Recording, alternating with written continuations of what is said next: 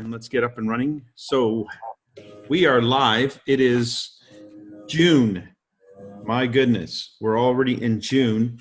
I guess it's what, the 3rd or the 4th today. I'm still jet lagged. It's the 4th.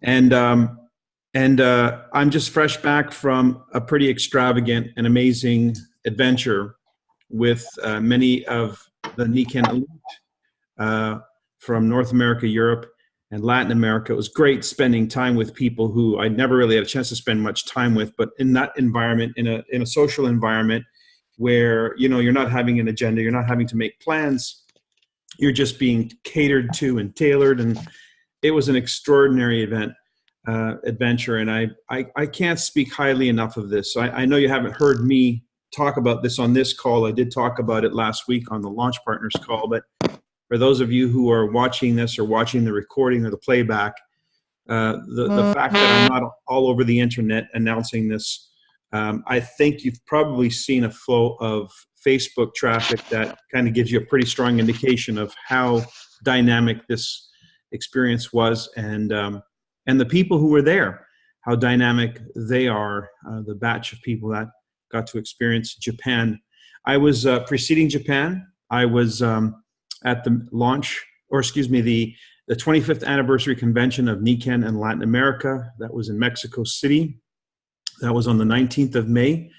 Another amazing event and gala. And we had an opportunity, myself, botanist, to be participating in that event. They had asked us to be special guest speakers there. So we were sort of the grand poobahs or grandfathers of the Nikken Latin American marketplace, and had an opportunity then to present and launch the Toronto Summit, the Humans Being More Summit in Toronto 2018. And the website was live just a day or two prior to that. So everything managed to get done in time. So hopefully by now you've been there, you've seen the website, you've seen the Humans Being More Awards website as well. That's linked to it. And you know what the agenda looks like for the upcoming event in October here in Toronto. And I hope not only are you making plans for yourself and have made your reservations, and I want to sort of give you a heads up on this. It is limited seating. So I haven't published what the remaining number of seats are, but I will shortly. So if you haven't reserved your space, please do so, and be sure to get your airline tickets as well, because the further out you go, the better the pricing is. And the special hotel rate, again, there's a block booking, and that will reach capacity very soon. So get your airline tickets, get your booking. If you have intentions of being in Toronto, make those intentions known to the universe right away. And then, as we've all been experienced, and as we've been talking about, and as this call represents aligning with success, what follows is how the universe fills in the gap, how it comes in and fills in the missing pieces of the commitments based on the decisions we've made and the commitments we've made. So an example of that is the event in Japan, the remarkable experience that was participated by, I think we were 99 or something like that, people from North America and Latin America, all told, who got to experience this wonderful adventure in the many places that we visited in Japan, which is an absolutely first-class civilization, culture. I tell you, there wasn't one aspect of the country from the moment we landed that we were all going, wow, wow, holy, wow. Starting from the parking lot of the airport well, first of all, actually starting from when we landed and getting through passport security, we felt welcome. We felt like we weren't walking into a prison guards center like we do when we're in North America. We felt like we're welcome guests, and they have their seniors actually at staffing that location, not their youngest, most robust, strong-armed looking people. It's just the exact polar opposite of what you would expect. And then when we got to the parking lot, we were just absolutely blown away by the fact that every car was spotless, no matter which direction you looked, whether they were parked or it was just an amazing experience. Michelle's here to back me up on all that. She was one of the participants and winners of the Team Kaizen trip. And so it's all I can say is you don't want to miss Italy. If this is any example of what it's like to experience Nikken, when Nikken really wants to let their people experience quality, you're going to absolutely be blown away by the Italy excursion. And there's no reason why you can't qualify. We have the balance of the year to do it, to meet the measures. So please make that your goal, make that your point, and invite others to participate. So enough said about that, because we do have a guest that I want to get to that I've invited especially to this call. Maybe if we have a little bit of time after, we'll either do some Q&A or we'll do some open dialogue, because it's the first time back from, I guess, a few weeks that I haven't been on this call. So much to say, so much to want to say and cover, and there's just so much time. So I just hope you're getting the intention and the energy behind what I'm saying when I say to you, you do not ever want to miss one of these world-class adventures paid for by Nikken. You just simply don't want to miss that for anything. So do what it takes, because this is your life, and your life deserves the best, not only of you, but of what there is out there to offer. And Nikken is putting it on the table for everyone. So just reach out there and grab it. I've invited Andrew Boost on the call today. He's that young, handsome dude that you see there. And he's been somebody I've been working with a little bit lately. And so I wanted to explore his experience as he's been texting back, and every now and then I share with you some of his commentary, never telling you who I'm talking about, but his perspective and what's been happening since he's been really on the ball of learning the business. I mean, really stepping into the role of an entrepreneur, the motivations behind it, et cetera. And some of his dialogue just makes me just go like, yeah, this guy's really grasping this. So I thought I would share him and his thought process with you, because I thought we could all learn from this as he's in the trenches experiencing it for the first time. Many of you maybe are not hearing it for the first time, but you need to hear it again as if it was the first time, because we need to experience Nikken and that contact and invite process as if it was the first day, the first month we're in Nikken, with the same kind of adventure and zeal that he's experiencing. And of course, the setbacks, which invariably happen when you are dealing in the entrepreneurial world. So, and how he's overcoming that. So, Andrew, you can go ahead and unmute. What I'm going to do is I'm going to switch to speaker view so we can get a close-up. So, Andrew, first of all, why don't we start with your name, your background, and when did you get started with Nikken? Sure. I'll try to make it brief. Name is Andrew Boost, and I got started with Nikken, I believe it was December 2016, into 2016. And my background, kind of a mixed background, that 40-40-40 always scared me to death. So I thought, if I'm going to do it, I got to do it, my way, doing, bouncing around different industries that I really enjoyed. So went to school, started off in journalism, started off in business, ended in journalism. Was really always passionate about architecture, went to go work for an architecture firm. Was always wanted to write scripts and screenplays for TV, film. So I moved down to Hollywood, did that. Was always infatuated with art, ran a couple of art galleries. Originally born in first couple of years of my life was in Berlin, Germany, and loved those cars over there. Worked for a classic car gallery in San Francisco for a couple of years. And the last almost 2 years worked for a pretty well-known, reputable PR firm in San Francisco. And it wasn't until then that I realized, okay, so I'm kind of checking all the boxes that I want as far as my jobs, but none of them left any lasting impression on those people. Once we were done with the business, that was pretty much it. So I really thought, okay, I want to find something that kind of moves me, moves them, and has this impact. So enter Nikken. Took me a little 3 or 4 months to get going, and then about within 5 days made silver. And then I thought, this really doesn't, if Mike did it, even though he's God Almighty Mike DiMuccio, it just really gave me a lot of oomph that I want to keep on going with this. So per that, the power of the decision, I made a decision middle of March, got a promotion, and ended up turning it down and leaving this cush corporate career for Niken. And I had no plan B. I mean, I'm financially okay, so I'm not doing this out of desperation, but I thought if I don't do it, then I'm like the rest of the people that I'm talking to. And there's a better way out there. I've seen it.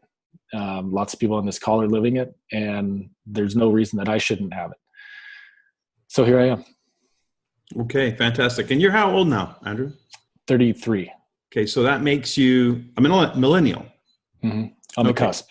Yeah. On the cusp, yeah. So essentially you're in the sweet spot of what we talk about in terms of looking for the next generation. Who is going to take on the next generation of bringing Niken to that market? Because if we have something that's valuable and a valuable tool for life, for living life at a high level, high quality of life, then that tool will be something that you want to pass on to the next generation. It'll be something that should be replicated and relevant to the next generation.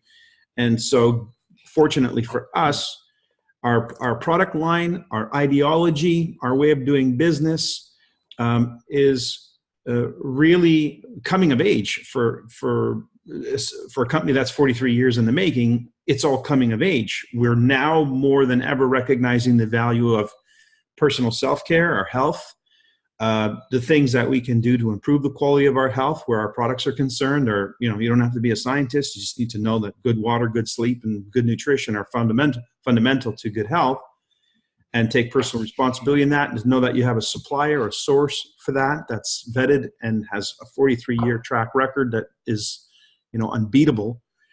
That gives us good standing there. The fact that we have a philosophy that born out of Japan, where I just got back from, which if we looked at that society and the standards set by that society, it's undoubtedly one of the highest standards of life on earth in every aspect of the way they live life, from the pride that they take in their work to the pride that they take in their ability to create a secure environment for people to grow.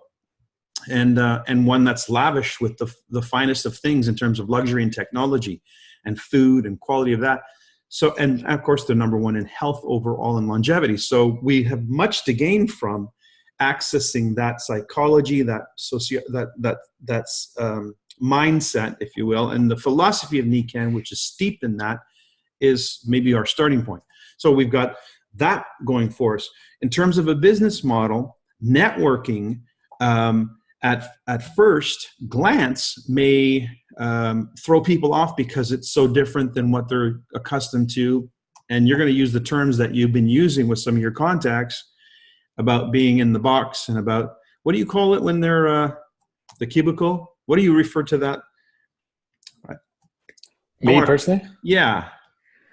I've said desk job to many people. That seems to work. You also call it the matrix, I think, right? Oh, yeah. Yeah. So it's not the matrix, it's the red pill. So we get out of, is it the red pill or the blue pill? I forget which one is the one. I think it's the blue pill. Okay, so we take the blue pill, and then we're out of the matrix. And then when you realize that there's a better way, and it's not very popular, then when you meet resistance, it's of course something that's expected, because people have been programmed and engineered to be worker bees for the elitist class, which is essentially how the infrastructure of our economy is set up. And, boy, you ever say that word and you sound like something, and then of course, then you're labeled, because that's the easy escape from actually having to deal with the truth, is to place labels on people and put them down for being awake. But you have a choice. You can go back into the hole and live in the dark with the rest of them, or you can stay out in the light and keep calling out to them. And that's what you've chosen to do. And I like your approach. So we're going to go through a few of these things. So Niken offers us a vehicle that is something of relevance and value today, just as much as the day that I got started. But Andrew, I'm like 20 plus years ahead of you on this curve. And so there has to be a generation that follows me that's able to put Niken and keep Niken in a relevant place, because we talk different now. We communicate using different mechanisms now. our values may seem to have changed, but actually are putting a spotlight on the values and the virtues that Nikken stands for. So it's even more relevant today than pushing against the grain that I was pushing against when I got started. I was young like you. I was in my late 20s when I got my Nikken business up and running, and so I had that what some people would consider a disadvantage. But I think it's an advantage, because if you have a Royal Diamond business in your 30s, then you get to live your 40s, your 50s, your 60s, your 70s, and your 80s like most people only dream of, and usually work all their time just to live a modest life. So it's a good go. It's a good deal. So now let's swing back to you and before you and I started working together. What was your approach? What was going on in your Nikken experience before we started working together? I'd say it was a total shotgun approach. And I definitely wasn't the farmer. I was more the hunter. And knowing what I knew about Nikken, and just a little background for those of you that don't know, I had three broken backs, 3 different surgeries, fusions, and I was just a mess. And neurosurgeons said, you basically buy a Prius and become a librarian if you want to, live a healthy rest of your life. So in came Nikken, and within about minutes, I had, relief that I hadn't had from pills and physical therapy and physiotherapy and underwater therapy and anything and everything. I've tried it. So I was open-minded to this. And within about 1-2 nights sleep, woke up, shot out of bed, usually had one of those foam rollers next to the bed, had to get on that for 15 to 20 minutes just before I could get my day half going, and was still just in pain. I just learned to live with this. So that was, I knew that these products worked, and, they had significant value to people. So my initial approach, I'd start talking about the products, sometimes business, depending on who it was. I was just kind of all over the place. And after we've been working together the last few months, I lead now everything with, I need help. I'm looking for partners to help put this on the map. It's much bigger than I am, and I can't do it alone. And, with this age of technology that we're in, lots of people say, well, what is it? And especially my age people. So trying to get them, first to understand how, the why, the how, the what, and, how this is going to benefit them. And once they get wrapped around that, then I just start asking more and more questions. And at the end of the conversation, whether they agree to hear more or allow them to, deserve to want this for themselves, it's just kind of made them step back and put them in a place. You shake them out of the branch or out of the tree and off from an olive branch, as Mike says. And that's kind of what I'm learning to close the gap on now is, I'm shaking out of the tree left and right. They're dropping like apples all over the place. But, then to really get them to realize that this is the thing that will, get you what you're looking for. That's my process now. Okay. Because you've gone through several processes, and one of the things that you were challenged by at first led to the dialogue of posture. Mm-hmm. You're not begging people to do this or to look at this or to get involved. It had to do with you sort of realigning your posture and realization of the fact that you are out of the box. You're out of the matrix. In fact, I liked your line. I quoted everybody on this call in the past on what your text line. We went over this. Do you have that script in your mind? How you approach somebody on a phone call or on text? For the text message? Yeah, I think it's something recently broke out of the matrix, turned down a promotion, and left a cush corporate career. Something bigger and more important. We got to chat. Coffee? ? Simple, to the point, and big. Yeah. So anybody who knows you and has any kind of a rapport relationship with you knows you. That means you've made a pretty decisive and important decision and the fact that you say you broke out of the matrix, they know they're in the matrix. It's not like there's something they don't know. So at the very least, it creates the intrigue that you're interested in sitting down with them. So another thing with respect to posture, again, in terms of those meetings, you had objections. People would say, can you send me some information, et cetera. How'd you handle all that? Depends on the person, but a lot of times with the information, I said, this isn't a one size fits all kind of deal.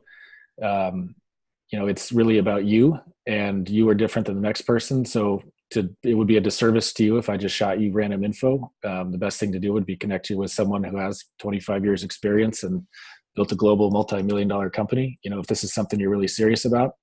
And I can tell for some people that kind of puts them off. They're not ready to take that leap for a lot of people, because then it's, their commitment to, the almighty, and so to speak.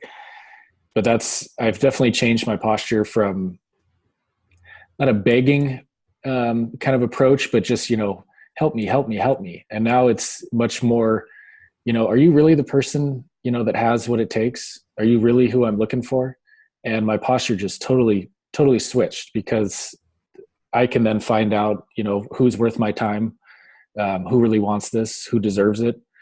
On the back of my business card, it says, you don't know what you don't know. And I think aside from people, I haven't gotten a whole lot of objections about time.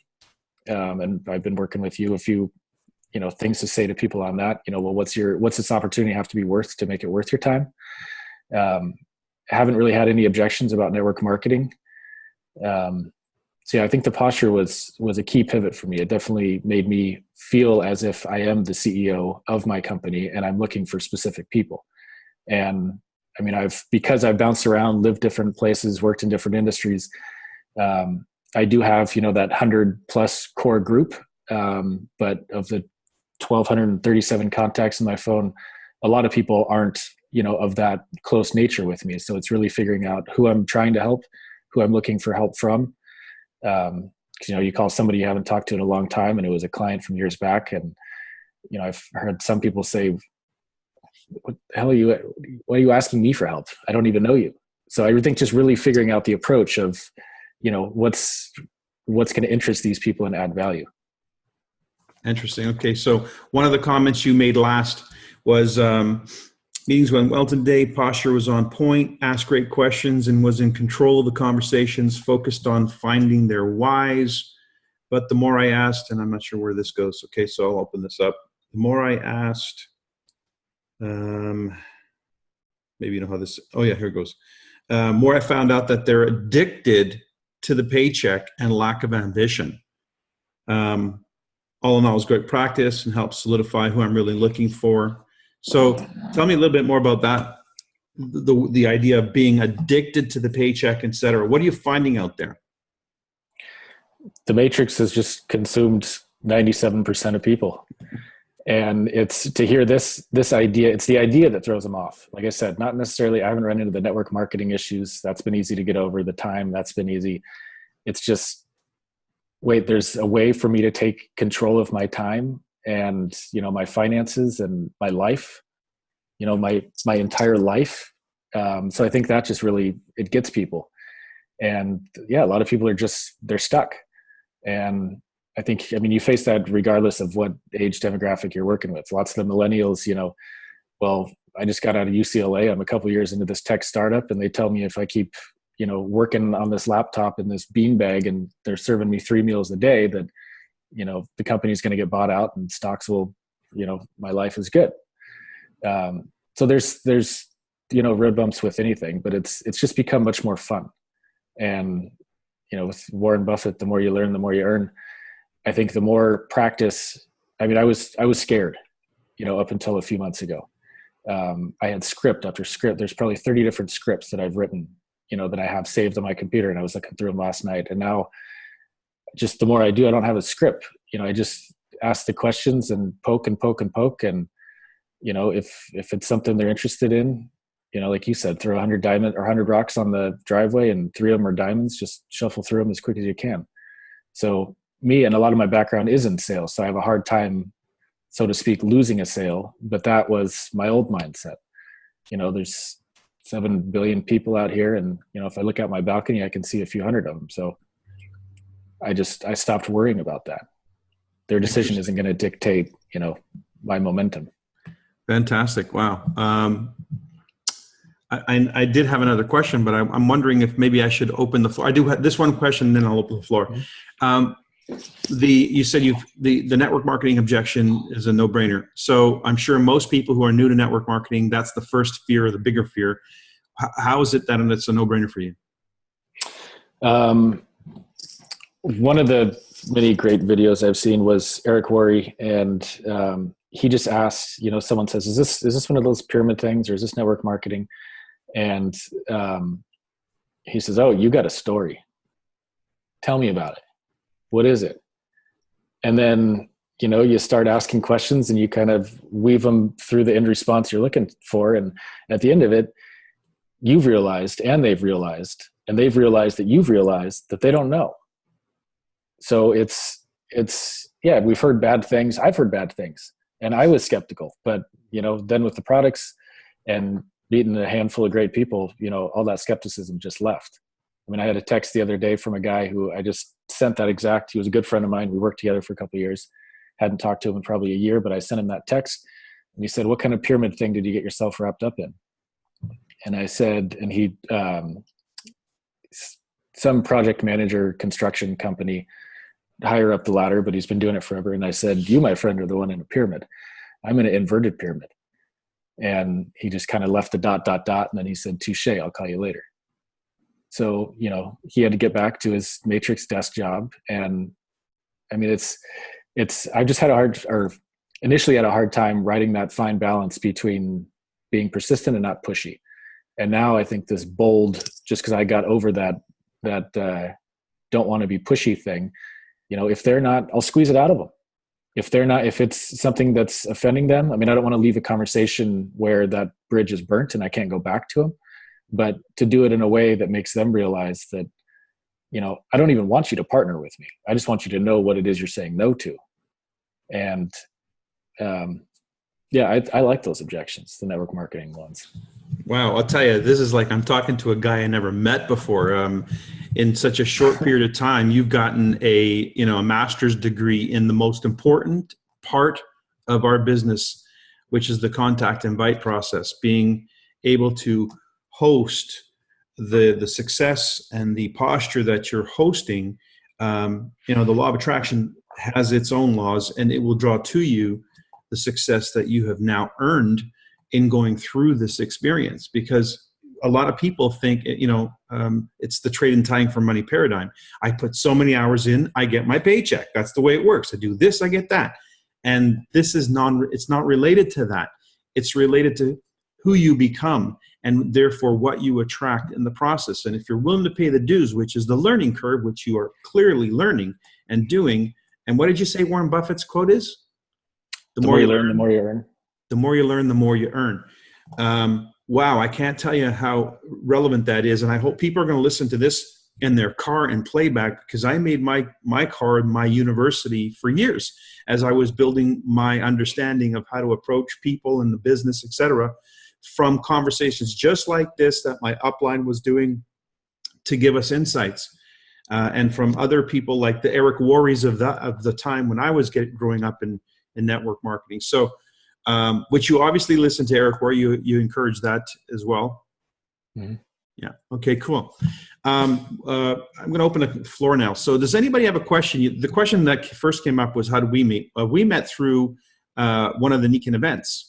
You were invited, either I came to San Francisco or you came to one of the Nikan events and were introduced to me, or were just introduced to me. You're part of Bernadette McBurney's down. How did we first meet? It was within probably 24, maybe 48 hours of me hearing about this. Doug got me on a call with you, and that was it. Okay. So again, what's the relative importance of the ABC and how soon should it happen? There you go. Soon, and it works. Perfect. Excellent. Anybody have a question for Andrew? Go ahead and unmute yourself, by the way, and I'll just switch over here to the big picture. Anyone have a question for Andrew? Yes, go ahead, Anastasia. Andrew, are you going to be using the For Your Career, by any chance, the book, with your millennials or any age group?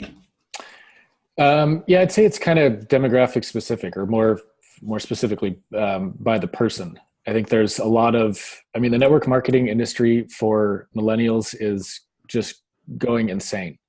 People are realizing this option is out there. They don't want to do it, whether it's Amazon by fulfillment, whether it's other network marketing companies. there's millionaires just being bred left and right in my generation, and even, early 20s, late teens. So that being said, there's lots of people in my age that are, much higher up than I am, that have taken on the role of an Eric Worre or other types of people, maybe not as well known. I don't know if you know Gary Vaynerchuk. He's a very specific, you love him or you hate him, but he's a bit older than I am. And I use people that really relate to whatever that demographic is. Some people like to read, some people like to listen, some people like to watch. So I just try to kind of find what it is. But I've been using more of those kind of tools, short clips from those certain gurus, than anything Niken related, product related. These are business-minded people, and to get them to see that, well, this person's making, some of them, hundreds of millions of dollars, on the marketing that they're doing based on this networking, that's a pretty empowering tool. I have a favor to ask, Andrew. If you wouldn't mind sending me some of those clips that I can then share with the group, that'd be really great. And yeah, go ahead, Madeline. So what you're starting with the entrepreneurial mindset is the network marketing distribution system, the quadrant that you're looking for the people to be in, and then backing into the Niken clips and the products. Correct. Yeah. I've definitely found more success or more interested people with starting with the business. And, if it's taken a couple steps back and going through the, Kiyosaki's 4 quadrant, 95.5%. If it's the M3 strategy, which is a lot of it's simple stuff that everyone knows or heard, regardless of demographic or education or whatnot. It's things that people don't really think about. And I think that M3 strategy is huge. That gets a lot of people, and it's just a very simple thing. So then another question. So you're lining up your first string here. And planning to launch them together, 3 or 6 or however many that you get, so that you have a team launch? As many as possible, yeah. Okay. Any other questions? Okay, I do have a question. If Barbara, you have a question? I wasn't going to have a question. I was just going to comment and congratulate Andrew for all that he's doing, and really appreciate him for bringing his energy and enthusiasm and insight here, and also to appreciate you, Mike, for setting it up, because it's really great. Thank you. Yeah, thank you very much. Honored to be here. Awesome. Andrew, there's an event coming up in Toronto. So how does this event play a role in your business plan? I have to go the next 4 weeks, 6 weeks, as fast as I've ever gone. I don't have an option. I told you in San Francisco a couple months ago, where I had no people show up, and it was a bet, knowing I've spent as much time learning, but hadn't got into that doing process. It was a pretty humbling experience to have that conversation with you. I think this is really important. This is really, really important for this group. So let's just rewind the clock back here. So it starts with San Francisco, and I was there. The CEO of the company was there. A number of other high-profile people were there. Andrew, you were there, but no guests. And so we had to have a little bit of a chit-chat. So how did that go down? What was that all about? Like a big gulp.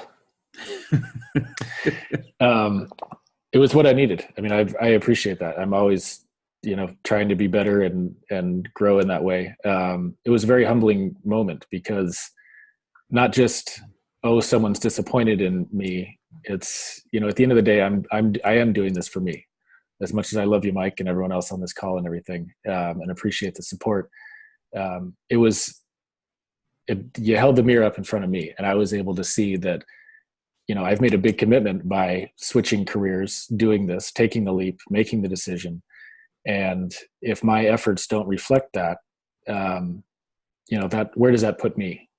So it was huge. And, why wait months and months, until Toronto to get a group of people together? I could have that group of people doubled by Toronto, and then the first group, off on their own running. So yeah, the next 4 to 6 weeks, I mean, June has to be big for me. It has to. It can't not be big. Okay, cool. Any other questions for Andrew? Yeah, there's a couple. Behind you, Madeline? Yeah, my guest. This is Jamie Rivera. So first time we met in person, we met through LinkedIn, had a video conference. So your question, Jamie. So I'm thinking about getting started becoming under Madeline. Do it. Yeah. But I'm the part that's most scary is like, how do you get people to agree and actually believe you? I guess my story will be enough, but it's like, especially dealing with our age group, because we're on the younger end, and 22 years old, a new Hiram College sociology graduate, new college graduate. So that when you talked before about sales in business, she understood the relationship and networking. And as a young Latino, she was involved with Esperanza and has a lot of big visions about helping Latinos and wanting something bigger. So, but the question is a very good one with what you just said. So if you could answer from that perspective, Andrew. Yeah, sure. I think for me, for the first year, I had that feeling, and it was a real tough one to get over. And the only thing that got me over that was one, calling Mike a few months ago and said, I want to be the next Mike DiMuccio. I want to lead this generation. Having him, hold me accountable. We try to do daily. I'm in touch with him. And that put me in a position where it went from learning to doing. And I just felt so much more and more comfortable after every call that I had, of learning different things. And the easiest way to do it is, it's not really about you in your approach with them, or is it about the person you're approaching? It's about who do they know that they can help, and who do you know that can help? So, leveraging that whole ABC, as Madeline, I'm sure, talked to you about, then it takes everything off of you. So I'm not trying to get them to be into business with me. I'm trying to get them to see what it is. Maybe it is for them. If not, help me indirectly. Who do you know that could help? And I'm still new into this, but if you want to talk to someone that's made millions of dollars, who's I'm working directly with, then it kind of serves it up to them where it's their decision. And I think, being able to disconnect from their decision or their answer is, in my mind, the key to this whole thing. That's what gets you over that initial hump. Okay, repeat that. That last point, that's the key. Yeah, is getting over just the whole hurdle that their decision is not predicated on, all your job is to do is to ask.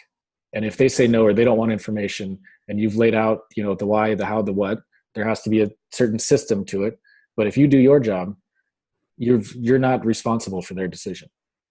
Mike, are you leading for the leveraging of the other person? So that you could, and the question that you asked him, the last one? No, the point that he just made was he doesn't associate success or failure with their decision. Success is the function of doing what it is that he's committed to doing, which is the information process. If he can at least elaborate the why, the how, and the what, if he's communicating that information, then he's doing what it is that he set out to do, which is inform and look for help to sift through that to find out whether or not a person can help them directly or indirectly. So it's not about, did I make the sale? Did they join the business? The inflow is a consequence of the right person hearing the right information at the right time in their life where they can make a choice that's favorable for them. But his role in that process is the information. So as long as he's committed to that and sees that as the success, the act of informing people and sifting through their process so that they can direct him in one way or the other, directly or indirectly, then he's not attached to the outcome the way most people are, which stops them from making the call in the first place. The rejection. Correct. That rejection. Okay. Bernadette handled that, by the way, on her ABC call when you weren't here. She handled that part exceptionally well. Did she record that call by any chance? She did, and we're waiting for you to put it out. Oh, well, I haven't seen the links. That's why I just haven't put it out. She did record it, and it was excellent. Okay, cool. Very good. I'll have to get that from her. Thank you. One thing I'd like to add really quick. Yeah. Madeline, what was your friend's name? I'm sorry. Jamie Rivera. Jamie. one thing is I've kind of gotten into the groove, and I know I've just scratched the surface. I have a long way to go, but my conviction on this whole thing and understanding people and their pushback has become much more fun the more that I do it. For example, I had a gentleman that very wealthy guy, was a client of mine, and we've known each other for a couple of years. I sent him that initial text message and I said, I think it's something that'll help you and your family. And are you available tomorrow at 2 or 4? And his response was just no, N-O period. And I said, no, you're not willing to look into something to help your family, or no, you're not available tomorrow at 2 or 4. No response. But it just, that feeling of being able to, he said no, he's done. That's it. Right. I've lost him, call it what you want. But knowing that, and I've always kind of been a guy that tries to get in the last word, but my point being, it makes you feel like, you have something good. And if they're not even going to look into it, it is freeing. Yeah. So go for the no. And you're going to get more of them than you are going to get yeses. That's just the nature of reality. But if you're the person who can go through that card deck, looking at all the cards that are not aces and just say, okay, well, that's not an ace. Okay, well, that's not an ace. Okay, well, that's not an ace. If you can do that comfortably and get good at being comfortable in that environment, because the aces are in the deck. That's the thing you got going for you. The aces are in the deck. So most people are just afraid of looking at the card and realizing it's not an ace. They're being so hard on themselves and hard on that person that they can't get through 3 cards before breaking down or quitting or whatever. It's just not even rational if you think about it. It's not even logical. But it is. We're governed by our emotions. So if we can get through the emotional hurdle, which is the way you said it's the key, is to dissociate with that. That's not about whether you're winning or losing. Whether you're winning or losing is whether you're making the calls, making the contacts, getting the process engaged. That's the winning or losing. If you're not doing that, there is no business at all. So it's the person you become to be that person who's comfortable with flipping the cards, and just be comfortable with flipping the cards, and the aces will reveal themselves as you continue to flip the cards. And then there's not much to do when there's an ace in the deck. They know what to do with this opportunity. They'll be like Andrew. They'll get involved. They'll make a decision, and they'll start doing the things that they need to do. And I know too, from a couple early on Reed Nelson videos, first month, $26,000, second month, 50 something. So of the 226 names that he went through in the first 19 days, 107 or something said no, pound sand, not interested. And then it broke down customers, consultants, so on and so forth. Well, the ones 100 and whatever that said no, he went back to them in the second month and, showed him a picture of his check and said, are you interested now? And half of those came on board. So just because they say no right out the gate doesn't mean they're gone. Yeah. That's just more conviction for you to go back and make it happen. There's one caveat to that story, and that is very important, and that is, what experience was at work in those 226 contacts made in month 1? So the person who was making those calls, the confidence, the person who you are now demonstrating yourself to be, Andrew, who's gone through the crisis of how do I deal with this and how do I answer that, and what's my posture, and do I own this, and do I have confidence? Now I have fun. You're not only confident, but you're having fun with it. That person in 226 calls is a very different person than the person 4 or 5 months ago in 226 calls. Mm-hmm. So it's the person you are now demonstrating yourself to be, walking in the shoes of being, where those calls become infinitely more effective than previous. And you're still going to get no's, because it doesn't matter how effective you are, you're going to get no's, because that's just the nature of reality, but you're going to get yeses.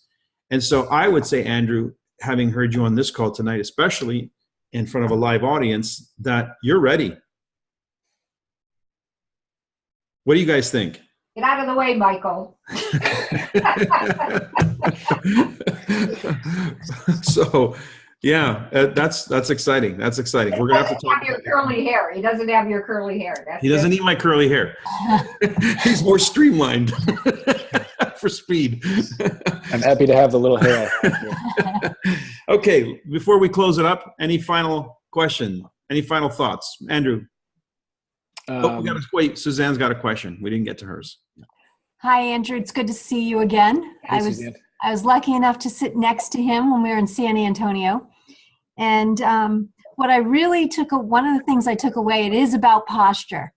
And your comment earlier, you said, I don't want you to partner with me. I just want you to know what you are saying no to.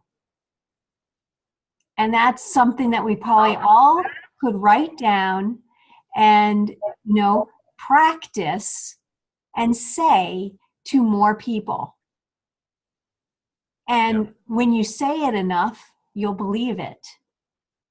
And so that just really resonated with me. I've said that before, but I really liked how that tied in with, just knowing that you're not attached to the outcome. You're just attached to bringing people through the process. And it's great to see you again. Thanks. Great to see you too. Any final words, Andrew? Well, thank you for having me. This was, I learned as much, on this call as I hope some other people did. And it's nice to feel the togetherness of this whole thing. And I know I still have a lot to learn, but grateful to share where I'm at so far and where I plan to go. But just one thing to Susan's comment, that really takes a lot of everything off. That weight on your shoulders of being worried about what they're going to say and you speaking directly to them. And Mike, it goes back to your March 27th call, on Contact and Invite, when you talk about the prejudice prior to investigation, saying, no, it's not okay. You can say no, but you need to know, what I know. And then, what you do with that information is up to you. So it's, and I am a little bit bold with my approach sometimes, that I kind of have to wrangle that back, because, calling someone flat out ignorant because they're not going to listen to you, doesn't really leave the best taste in their mouth. But it is true. You got to, like you always say, there's so many people are asleep at the wheel, and you got to get them to wake up. And you don't have to say no, but you should know what it is.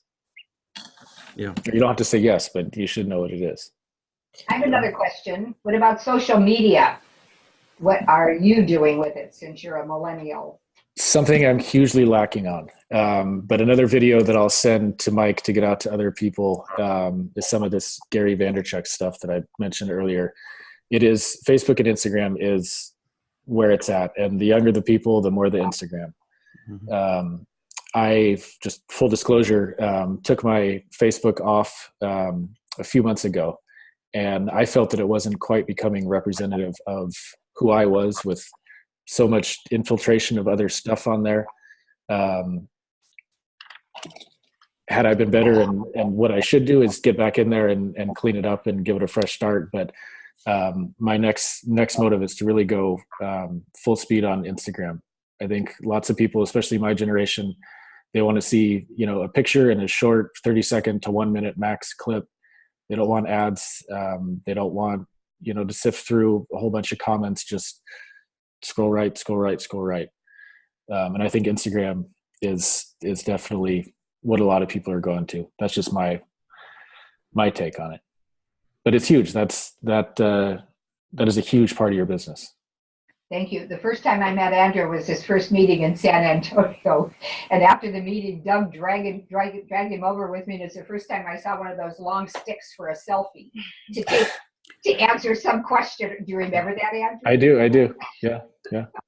Speaking of selfie sticks, that seemed to be one of the most popular activities among the Latinos in the Japan trip. They are very big on selfie sticks. And the reason is because they're very big on group shots, and you get group shots with a selfie stick. So creating a team spirit, creating a team atmosphere is a huge part of the success equation of the Latin Americans. And so I'm going to put it out to you, and maybe Andrew, for you to consider in terms of leading this chapter in this generation, maybe hosting a call yourself where a generation of people, your age, for instance, can learn from you the experience you've had. You now have some experience that's very noteworthy and worth sharing. So something to maybe give birth to is an experience like this one, where people can relate to you and in the information that you're bringing to them, as well as you start to experience your Instagram successes and nuances. It's another thing that you can bring that creates a culture within NECAN, a team within NECAN of people, millennials especially, who are looking to lead the next wave. There's a fortune to be made in being a leader in the NECAN world, in the world at large. But if you can bring the world at large something of value, and in a way that they can appreciate it, there's a huge fortune to be made. So I'm glad to see, Andrew, you've been one of the key people to step up into those shoes and are putting your money where your mouth is. You've got boots on the ground and you're running, you're not walking. So hats off. This is a great call to share with others, Mike. Absolutely. A great call to share with others. And Andrew, come and join us again on the call. Absolutely. You're very welcome to pitch in. Thank you very much. Absolutely. All right, guys, that's our call for tonight. Thanks for joining us. Please do share this. Look for this call to be posted shortly. Andrew, thank you for being my guest speaker and for bringing your wisdom to the table. Appreciate it. Thank you, Mike. Have a good night, everybody.